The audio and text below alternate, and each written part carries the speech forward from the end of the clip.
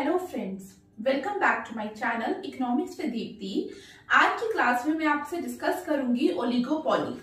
देखो, ओलिगोपॉली में हमारी 3 से 4 क्लासेस रहेंगी, लेकिन ओलिगोपॉली में जो सबसे इंपॉर्टेंट टॉपिक भी बनता है और एक इजी टॉपिक भी कह सकते हैं इसको, that is the features of oligopoly.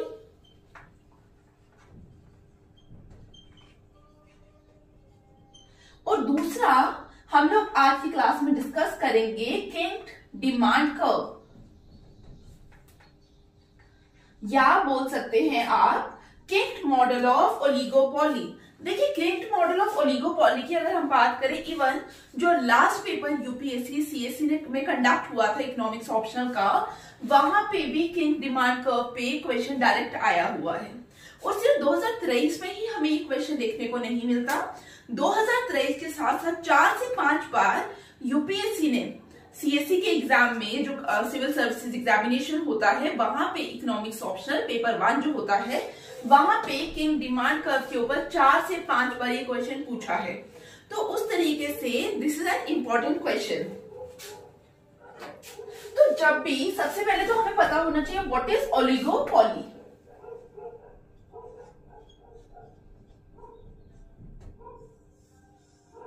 जब हम ओलिगोपॉली की बात करते हैं, ओलिगो का मतलब क्या होता है? फ्यू। तो ओलिगोपॉली जो एक मार्केट स्ट्रक्चर है, वहां पे हम किसकी बात करेंगे? जब मार्केट के अंदर क्या होंगी? फ्यू फर्म्स एग्जिस्ट करेंगी मार्केट के अंदर।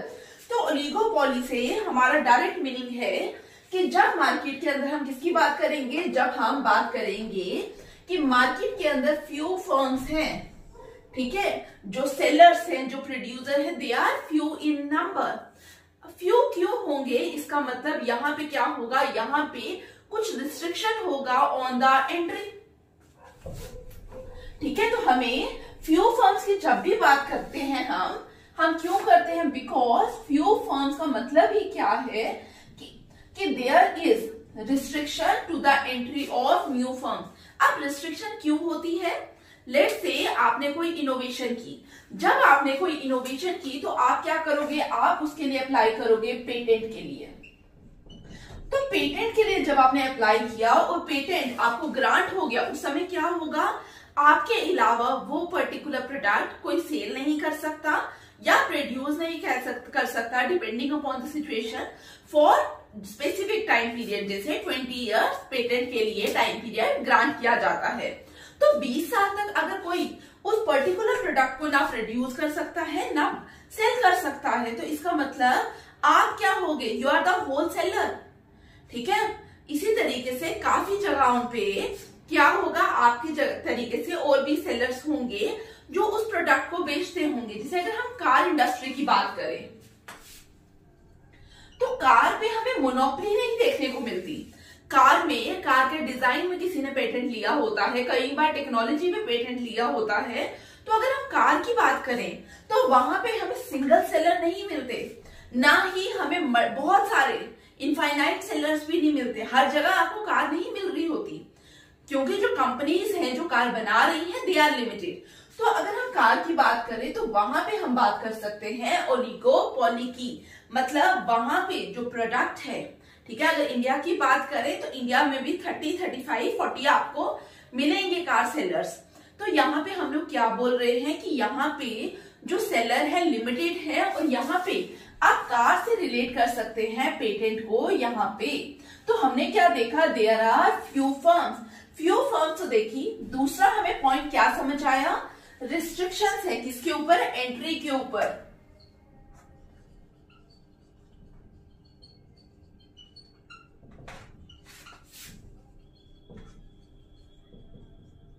नंबर 3, सबसे पहले जब भी हम कोई भी मार्केट स्ट्रक्चर को स्टडी करते हैं, हम लोग क्या देखते हैं? हमें डिमांड कर्व देखते हैं।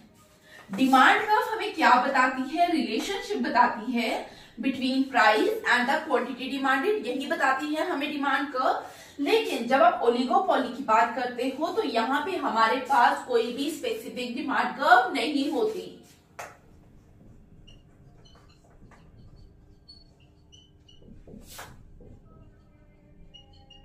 नो स्पेसिफिक डिमांड कर्व का मतलब क्या है? यहाँ पे जब हम आज का क्लास का नेक्स्ट पार्ट पढ़ेंगे, that is the king demand curve, तो वहां पे भी आपको समझ आएगा। नॉर्मली डिमांड कर्व हमें क्या बोलती है? डिमांड कर्व हमें बोलती है जब आप प्राइस कम करोगे तो क्वांटिटी डिमांडेड क्या हो जाएगी? इंक्रीज हो जाएगी। लेकिन जब हम ओलिगोपॉली की बात करते हैं, एट दैट टाइम हम एज्यूम करते हैं कि अगर हम प्राइस कम करेंगे तो जो हमारे राइवल फर्म्स है वो भी क्या करेंगे? वो भी अल्टीमेटली मार्केट के अंदर प्राइस कम कर लेंगे। तो जब हमारे राइवल ने मार्केट के अंदर क्या किया? प्राइस कम कर लिया, ना ही मेरी क्वांटिटी ज्यादा इंक्रीज करेगी ना ही मेरे राइवल की। तो इसका मतलब ये रिलेशन एट दैट टाइम क्या बन जाएगा? कॉन्ट्राडिक्टरी हो जाएगा।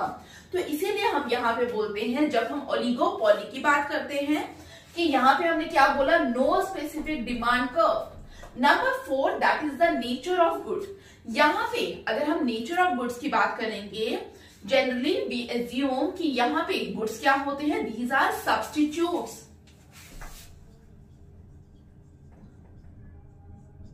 सब्स्टिट्यूट गुड्स क्या होते हैं? जो हम एक की जगह दूसरा यूज कर लेते हैं। तो क्लियर? यहां तक पॉइंट समझ आए?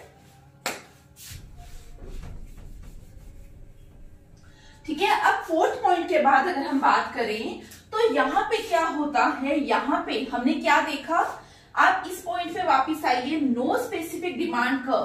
थर्ड पॉइंट पे हम लोग क्या बोल रहे हैं कि जब भी ओलिगोपॉलिस्ट ये डिसाइड करता है कि प्राइस क्या होने वाला है और वो सोचता है कि मैं प्राइस कम करूंगा, तो देयर इज अ चांस कि क्या होगा? जो राइवल फर्म है वो भी क्या करेगा? वो भी प्राइस चेंज करेगा, कम कर देगा। यही हमने थर्ड पॉइंट में देखा। तो अब यहाँ पे ओलिगोपॉलिस्ट क्या देख रहा है कि मेरी एक डिपेंडेंसी हो रही है दूसरी फर्म के ऊपर। दूसरी फर्म क्या सोच रही है? क्या प्राइस डिसाइड करेगी, किस प्राइस पे कितना आउटपुट सेल करेगा, उस पे मेरी कहीं ना कहीं डिपेंडेंसी है। क्योंकि अगर आपकी जो राइवल फर्म है वो प्राइस कम करती है तो आपको भी क्या करना पड़ेगा? आपको भी अपने प्रोडक्ट का प्राइस कम सेट करना पड़ेगा। उसी तरीके से ये भी देखना पड़ता है कि ओलिगोपॉलिस्ट में राइवल फर्म कितना शेयर ऑफ मार्केट को कैप्चर करने की कोशिश करती है।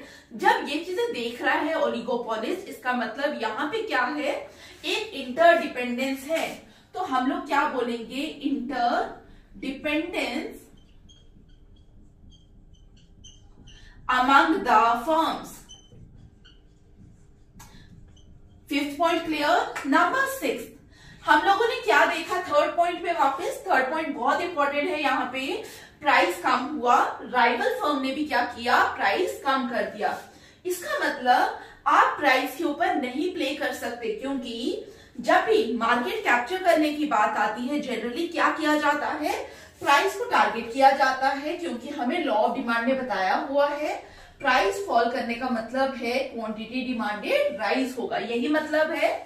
तो हम लोगों ने यहाँ क्या देखा कि अगर oligopolist according to law of demand price fall करेगा तो राइवल फर्म भी प्राइस फॉल करेगा, और उसका ऑब्जेक्टिव फुलफिल नहीं होगा to increase the quantity demanded.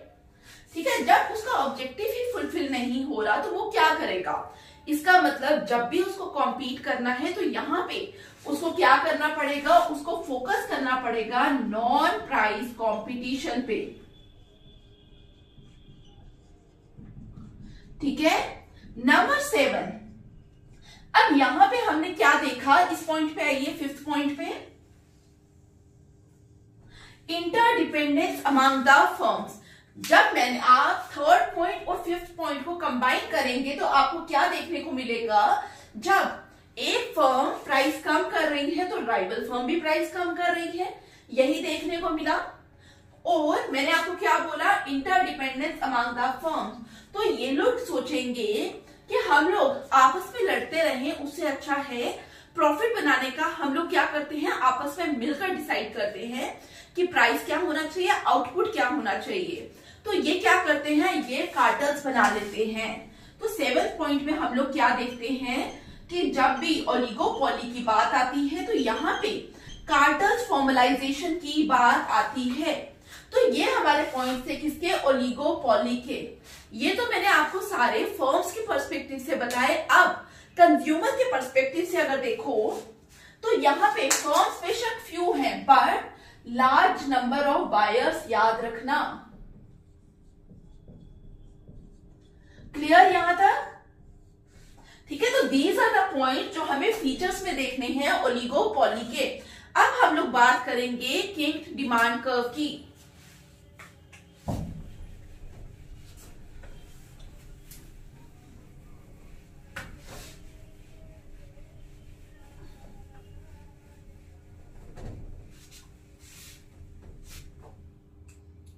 एक इकोनॉमिस्ट हुए हैं जिनका नाम था स्वीजी, उन्होंने ये मॉडल दिया किंक्ड डिमांड कर्व का।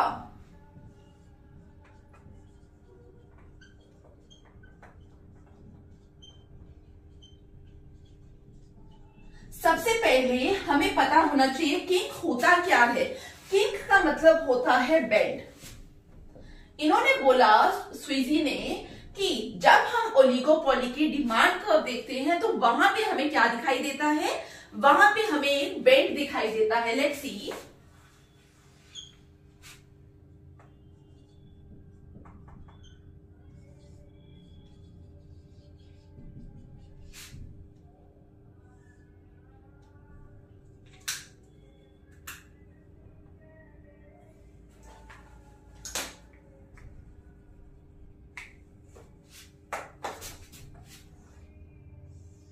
ठीक है। तो यहां पे देखिए स्वीजी ने क्या डिमांड कर्व बताई हमें, उन्होंने बोला this is the price, this is the quantity demanded. यहाँ पे अगर आप डायग्राम को ध्यान से नोट करेंगे तो यहाँ पे इस पॉइंट पे हमें क्या देखने को मिल रहा है, इस पॉइंट पे किंक देखने को मिल रहा है। तो स्वीजी ने बोला कि यहाँ पे जब ओलिगोपॉलिस्ट की हम डिमांड कर्व को एनालाइज करते हैं तो यहाँ पे अगर इस पॉइंट से, इस पर्टिकुलर प्राइस से क्या होगा, प्राइस फॉल कर दे, लेट्स से हम यहाँ पे पहुंच जाते हैं, तो जब ओलिगोपॉलिस्ट आपका प्राइस फॉल करेगा तो क्या होगा, इसकी वजह से क्या होगा, जो राइवल फर्म्स हैं वो भी क्या करेंगे, वो भी प्राइस कम कर लेंगे। और राइवल फर्म्स प्राइस कम करेंगे, इसका मतलब जो आपका ओलिगोपॉलिस्ट ने सोचा था कि मैं प्राइस कम करूंगा, क्वांटिटी डिमांडेड क्या करूंगा, इंक्रीज करूंगा, वहां पे ओलिगोपॉलिस्ट क्या हो जाएगा, फेल कर जाएगा। ठीक है, ओलिगोपॉलिस्ट वहां पे फेल हो जाएगा। ठीक है, इसका मतलब there is no incentive with the oligopolist to fall its price. तो ओलिगोपॉलिस्ट इस लॉजिक से प्राइस कम नहीं कर सकता। अब दूसरा केस देखिए, यहां पे हमने बोला अगर प्राइस बढ़ा दे, प्राइस बढ़ाने का मतलब क्या है, ओलिगोपॉलिस्ट सोचेगा कि अगर मैं प्राइस बढ़ा दूं तो मेरा क्या हो सकता है, मेरा प्रॉफिट शेयर इंक्रीज कर सकता है।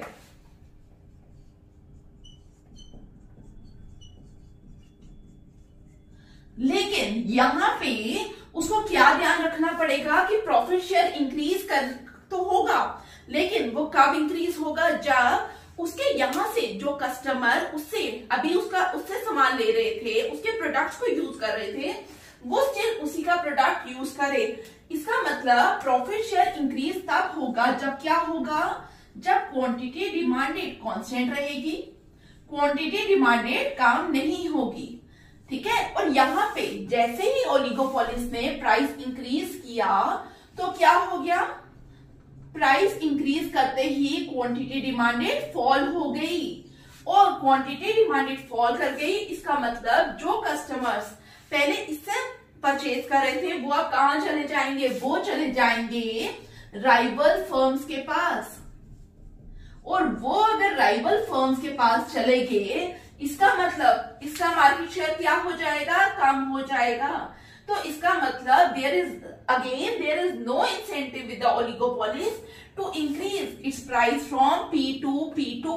क्लियर यहां तक?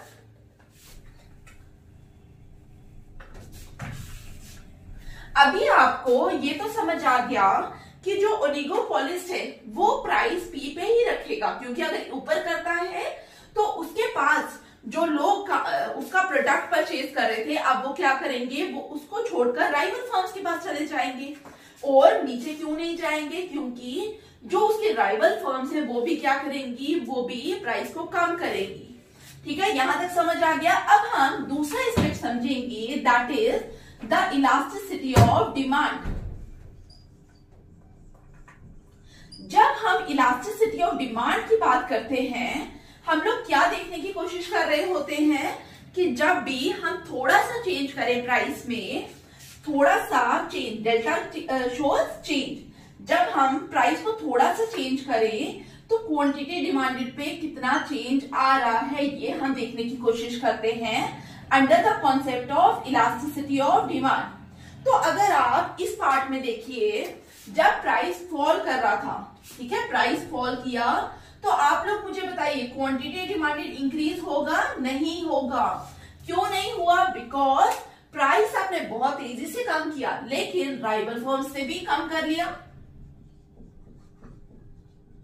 तो इसका मतलब यहां पे क्या हो गया, दिस पार्ट जो केन के नीचे का पार्ट है, ये आपका कौन सा होगा, it is in elastic demand curve. ये कौन सी है, in elastic demand curve. Slope से देखिए, स्लोप दोनों में फर्क दिख रहा है। ठीक है, इस ग्राफ में बेसिकली हम बताने की कोशिश भी यही कर रहे हैं कि slope of the upper part और स्लोप ऑफ द नीचे वाला पार्ट, दोनों में एक फर्क आ रहा है। अब आप ऊपर के पार्ट की बात करिए। हमने बोला ओलिगोपोलिस्ट अगर प्राइस इंक्रीज करेगा तो क्वांटिटी डिमांडेड क्या हो जाएगी, क्वांटिटी डिमांडेड ज्यादा फॉल करेगी।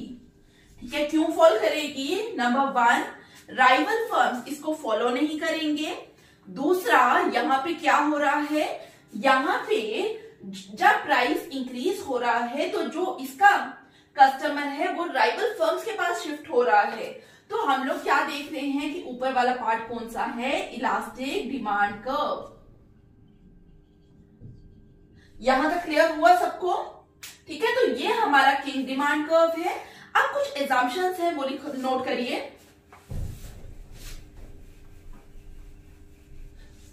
अब एजम्पशंस नोट करिए।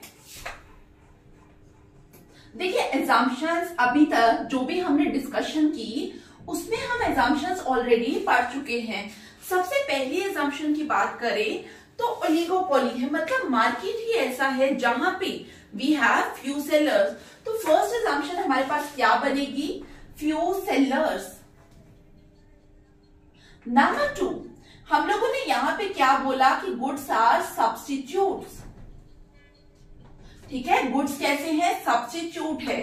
नंबर 3, हम लोग तीसरी और चौथी एजम्पशन जो पढ़ने वाले हैं वो वैसे ही है जो हम लोग स्वीजी के मॉडल में देखते हैं कि प्राइस कम होगा तो राइवल फर्म्स फॉलो करेगी। तो थर्ड एजम्पशन क्या है, if the oligopolist will increase its price, then its rival firms मतलब competitors, rival firms will also follow him मतलब कि वो भी क्या करेंगे, प्राइस को फॉल करेंगे। नंबर 4, हमने क्या देखा था कि अगर ओलिगोपोलिस्ट प्राइस इंक्रीज करता है तो राइवल फर्म क्या करेंगी, प्राइस इंक्रीज नहीं करेंगी। तो यहाँ पे फोर्थ एजम्पशन पे हम यही बोलेंगे, इफ द ओलिगोपोलिस्ट, सॉरी यहाँ पे फॉल है, ठीक है, will increase its price, then its rival firms will not follow him। ठीक है, तो these are the assumptions हम लोगों ने ऑलरेडी पढ़ी हैं, वापस एक बार देख लीजिए। Number 1, few sellers. Number 2, goods कैसे हैं, सब्स्टिट्यूट है। Number 3, if the oligopolist will fall its price, ठीक है, ये मैंने करेक्ट किया था, आप लोग भी देख लेना, will fall its price, then its rival firms will also follow him. Number 4, if the oligopolist will increase its price, then its rival firms will not follow him. तो दीज आर द एग्जाम्पशन जो हमें कहां पर देखनी है, king demand curve में। और मैं आपको बार बार बोलती हूं कि जब भी हम कोई भी मॉडल लिखते हैं, जहां पे इकोनॉमिक्स में डायग्राम बना सकते हैं, डायग्राम बनाइए, एग्जाम्पशंस लिख सकते हैं, एग्जाम्पशंस लिखिए, ठीक है। मार्क्स फिच करने के लिए एग्जाम्पशंस और diagram, these play a very important role, तो प्लीज इन दोनों को यूज करिए। अब हम बात करेंगे क्रिटिसिज्म की।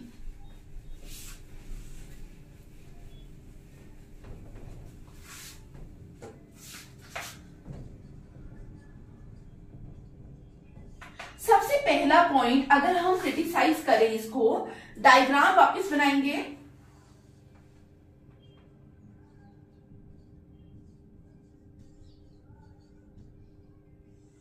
देखिए ये वाला जो पार्ट है ना, किंग से पहले वाला, वो फ्लैटर बनाना है। क्यों फ्लैटर बनाना है? बिकॉज मैंने आपको थोड़ी देर पहले ही बोला इट इज रिलेटिवली इलास्टिक, ठीक है, और रिलेटिवली इलास्टिक है, दैट्स वाई जब भी आप डायग्राम बनाएंगे फर्स्ट पार्ट फ्लैटर होगा और दूसरा पार्ट स्टीपर है। स्टीपर मतलब वाई एक्सिस को अप्रोच कर रहा है, because it is relatively in elastic.